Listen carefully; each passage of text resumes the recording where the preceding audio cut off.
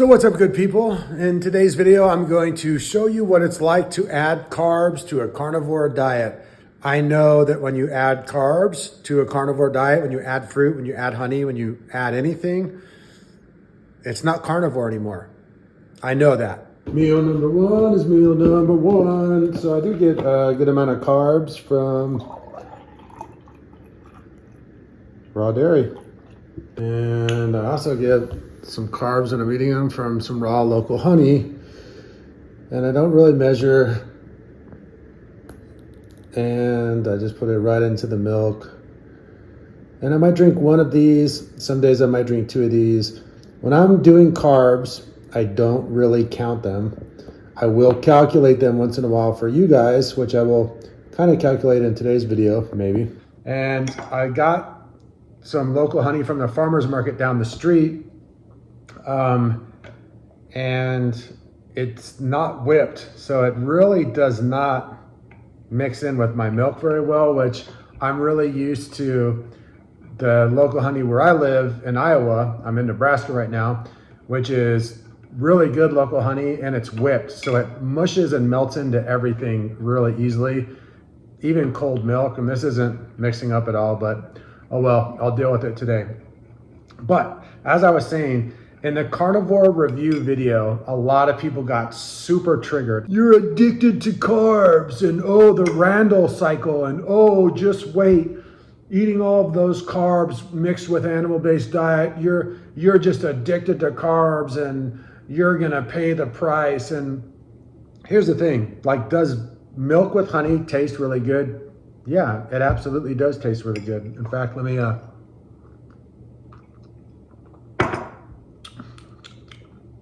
yeah, it's wonderful. Tastes like a little milkshake. But did I start eating carbs with my carnivore diet because I am addicted to sugar and was just craving milk and honey?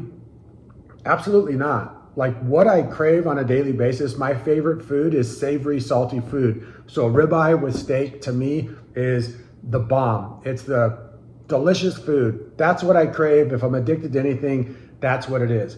Also, the Randall cycle, for those of you who don't know, or basically is a theory, and that's really all it is that if you add fructose and you add high protein, it will create a horrible gut biome experience, and it will destroy your health and cause all of these major issues. Well, so far, Paul Saladino, whether you believe him or not, is having great success eating a ton of carbs every single day. Now, is he being honest or not? I couldn't tell you.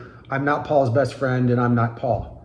But I can tell you this, I've been eating a cyclical carb-based, animal-based diet for about 2 years. Like I said, some days no carbs, some days up to 300 grams of carbs on a heavy carb day for me. And have I experienced any form of dysbiosis? Absolutely not. My digestion has only gotten better over the past 2 years. Have I experienced any blood sugar issues or glucose issues?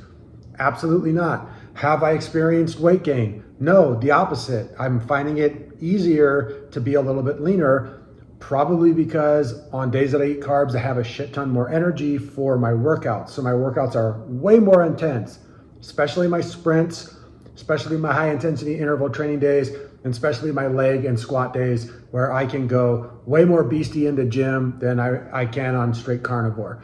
So we just got some ground turkey. The super lean kind is what tastes best to me. It's organic, it's free range, it's high quality, and the steam's probably hitting the camera, so I won't film this too long. That's cooking in butter. Here's the low sodium coconut secret. These are just basically coconut aminos. And this does add a little flavor, a little sweetness, and some carbohydrates. USDA organic. And here's the nutrition facts. We're looking at, let's get it in focus. There we go. 4 grams of carbs per serving. So not really that much, but a little bit. So haters are gonna hate, but I don't really care. This is 1 cup of white basmati rice. And for me personally, and this brings into the conversation the importance of customizing your nutrition based on your biomarkers. White rice works for me. So does fruit. So do some other things. In my opinion and experience and what research tells us, freaking research, is that white rice is by far the least toxic grain that you can eat. Basic bowl of rice and a pound of super lean turkey. And I know what many of you guys in the comment section are gonna say, adding carbs and plant foods to carnivore makes it not carnivore. And I'm completely fine with that. It's now went from a carnivore diet to an animal-based diet by adding the rice. Whoop-de-doo, no big deal. So flavor it up with amino acids. And we have ourselves about 100 and something grams of protein. We have ourselves 205 calories from rice, which is, I believe, about, I'll have to check this, but somewhere between 40 and 60 grams of carbohydrates, maybe even a little bit more, maybe less. You guys, and why would I do this? Well, the main reason is the carnivore diet was great. And as you guys know, the channel, the main reason I do this channel is to help people overcome skin health issues, which I've been, eczema, dermatitis, psoriasis free for over a decade. I wanted to see what the difference would be of adding carbs to a carnivore diet for pure experimentation and for my own just curiosity. Just wanted to see what it was like. The more I experiment, the more I master and learn about diets, the more I can help people. And the refinement process with diet and nutrition is a lifetime adventure. Let's give it a taste test. Needs a bit more of this. And so I went into adding carbs to carnivore with an open mind. And for those of you who want a 5-year review of an animal-based diet, almost 6 years, I do have a video on that, a few weeks old. The carnivore diet worked really good for me. I love it. Some days I don't eat any plant foods and do strict carnivore. Other days, like today, where I'm gonna eat as much carbs as I want to. I've had a really hard couple days of workouts, so I'm gonna do it. And so I went into adding carbs with an open mind. That's fabulous.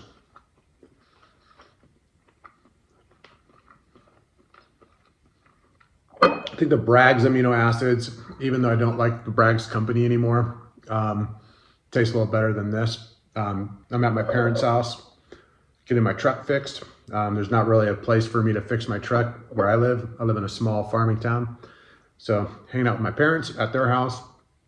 And I got this at the store. It's not as good. It tastes more like soy sauce. The Bragg's coconut aminos is just really sweet and easy. I wish a different company made delicious coconut aminos. If you guys know any, leave them down in the description box. High quality coconut aminos that taste really good, because on my carb days, I like to eat them.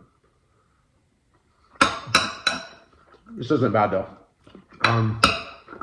It goes perfect with rice, butter, and ground turkey. So that's what I was saying. Carnivore worked damn good for me. I still do it often. What did I experience when I started adding meals like this and carbs?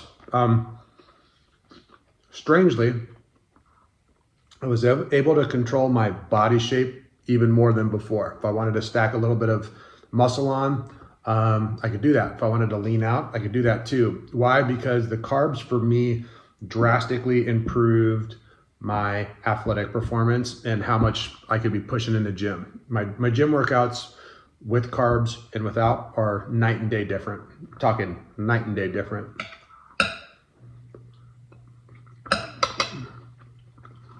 The other thing that I have done over the past 2 years, adding carbs and playing around, is my meal timing. I used to do quite a bit of intermittent fasting and would take in a lot of my calories in the late afternoon, early evening, sometimes into the night. And I find that eating most of my calories for the day, during the day, around my workouts, and before it gets dark out, so basically finishing my whole day of eating by like 6 o'clock, sleep better, more energy. And the best part of it is emotions and mood related. Feels like my stress levels are just super, super non-existent. Like I'm more mellow throughout the day. I'm less reactive. I'm less critical, more creative. And because of that, I'm in a better mood and I get a lot more done with work and just feel better in general. Okie dokie pokey. So, in the mood for some grapes. I don't snack very often. Usually if I'm hungry, I'll just, that's good. Let me turn the camera around for you. So these are just organic grapes. I'm not a big snacker. Generally, the rule of thumb for me is I eat when I'm hungry and I stop when I'm satisfied and I repeat as many times throughout the day as I need to. If I get hungry, generally a good snack for me is something like cheese, a glass of milk, or fruit. And today, like I said, I'm at my parents' house. They always have good fruit laying around. So these grapes are absolutely delicious. And so I'm just eating these. I'll probably have one more meal today, maybe two. Not sure what it will be yet. I'm thinking red meat of some sort since I haven't had any today. How many of you guys watching this video that might be animal-based or carnivore, or maybe you guys are from the skin health crowd? Because as you guys know, I'm a skin health coach. That's what I do for a living. That's what I've been doing for a decade, helping people heal eczema. I've been eczema and psoriasis free for a long time. I'm curious to know what you guys worry about in terms of diet, because what I see is a lot of people who eat carnivore diet, they get a little dogmatic and they start to believe that carbs are bad, or people on a weight loss journey start to believe that all carbs are bad and they will make you fat and you can't lose weight while eating carbs. Also, what you find a lot with the skin health community is once people start to believe a certain dogma, they stop being logical and open-minded. So Dr. Baker, Dr. Sean Baker, what's the other dude? He's kind of got dark hair. He's a doctor. Can't remember his name, but he's super buff. I'll put a picture of him in this video. Carnivore guy. And Dr. Paul Saladino and some other people started making carnivore content a while ago. And they went really hard and really deep on the idea that plant foods are toxic and are killing us, and they're the reason why so many of us are sick.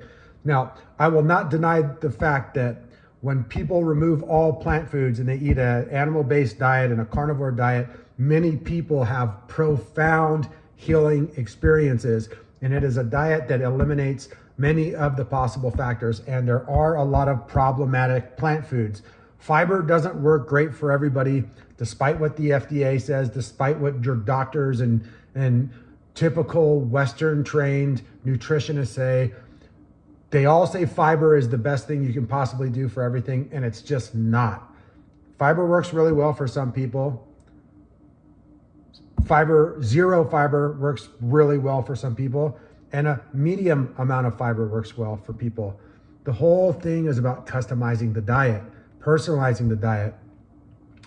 But, what I was getting at is that Paul went super deep, Dr. Baker went super deep, and Dr. Chafee, that's who it is, all went super deep into the all plant foods will kill you. Now, obviously, Dr. Paul Saladino has eased off that tremendously. Sean Baker, I've seen on many podcasts, basically say that he just doesn't prefer them, but he doesn't believe that they are the main problem. And I think that Dr. Chafee still is beating the drum of plant foods will kill you.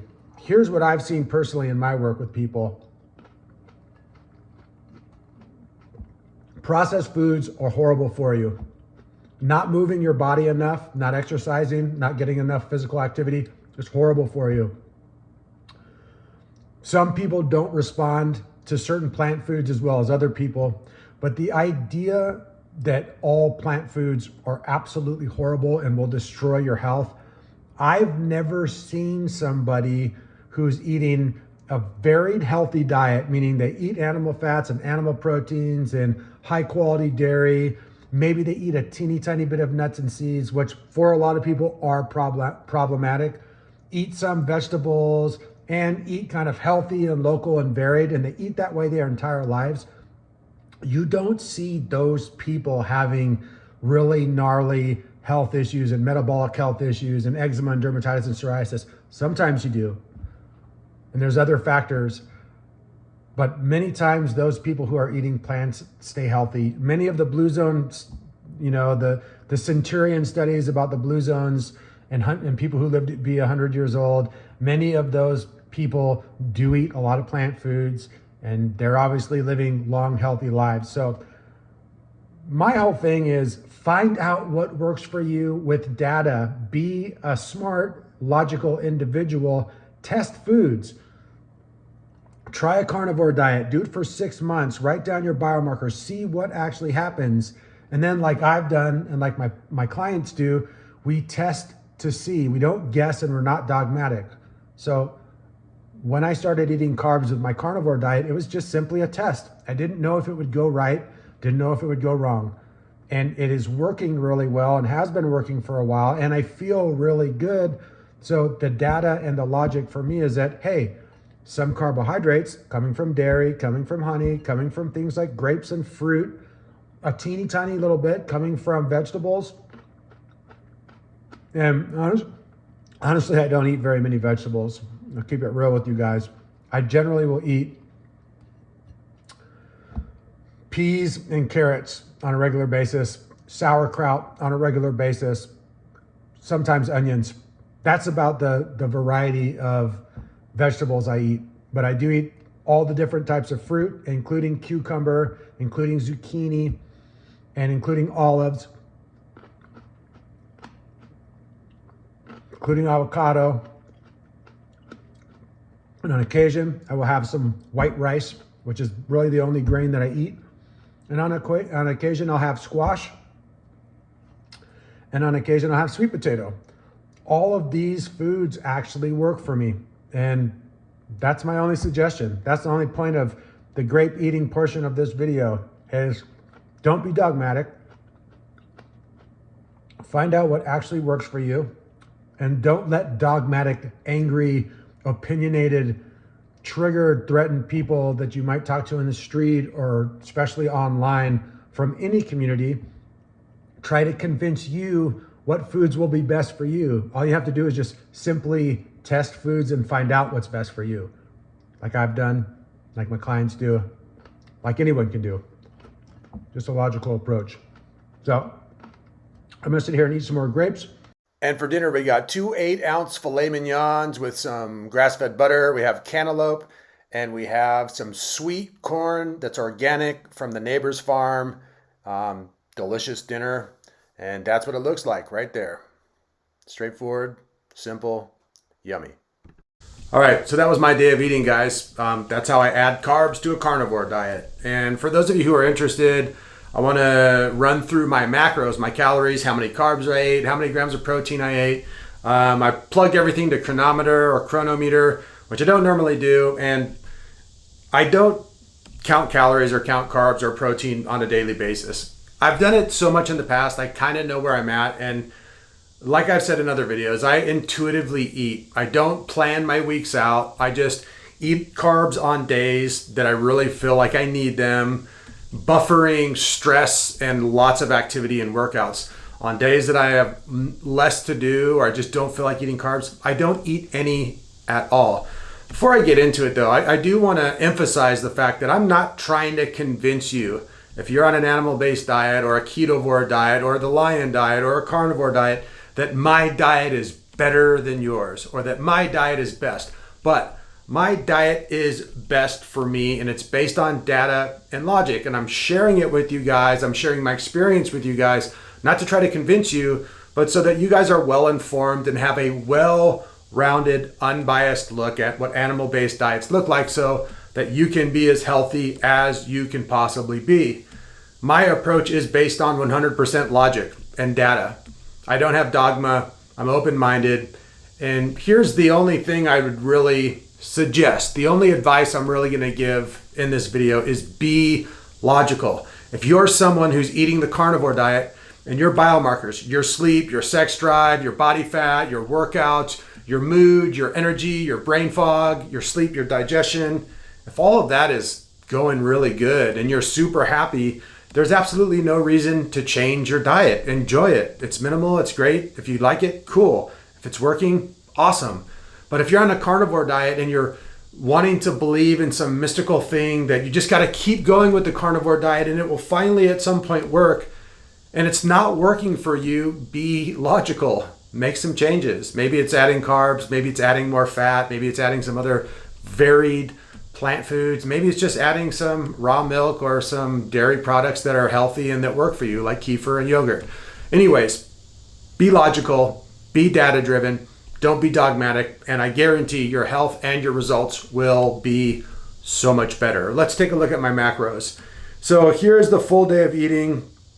The calories were 2,743, which for me is somewhat of a low day of eating. And I'm pretty sure that I calculated everything correctly. Chronometer is not perfect. And whether I had 3 tablespoons or 2.5 tablespoons of butter, or whether I had 1 full tablespoon of honey or 1.5, I don't really know. So look at these as ballpark figures so you have an idea of what adding carbs to a carnivore diet just looks like in general. With that said, so 2,743 calories on the day. Protein was 271 grams, which is a shit ton. I usually get over 200 grams of protein per day with my animal-based diet really easily. And I do always feel good with elevated protein. For me, the minimum is 1 gram per pound of body weight every single day, which some people have a hard time hitting. For me, I don't at all, usually because I eat around 2 pounds of meat. I weigh 184 right now. As of this moment in this video, 184 pounds. So minimum, I get 184 to 200 grams of protein every day. Usually I get way more than that. Let's look at the fat, because that's interesting. From the lean cuts of meat that I had for the day, and from the butter that was in the rice and the butter that was on the filet mignon, 97 grams. And dun dun dun dun. Take a guess what you guys think my carbs are at. I didn't really count them during the video out loud to you guys or track them. What's your guess? Leave it down below. I'm going to tell you in 5, 4, 3, 2, 1.